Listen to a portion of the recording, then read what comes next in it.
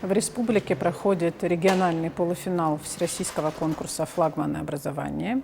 В нем принимают участие педагогические работники и управленческие кадры. Это конкурс всероссийский, он направлен на формирование кадрового резерва Российской Федерации в области образования.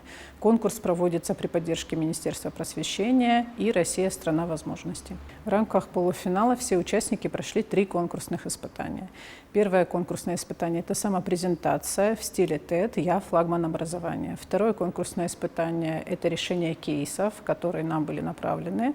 И третье конкурсное испытание, которое проходило сегодня, это составление проекта для региона. Была стратегическая сессия, участники работали 2 часа и по итогам представили свои проекты развития региональной системы образования. Конкурс, он индивидуальный и командный. То есть у участников была возможность проявить себя индивидуально и проявить себя в командной работе. Определены победители регионального полуфинала. Это 2 представителя Моздокского района и 1 представитель Алагирского района.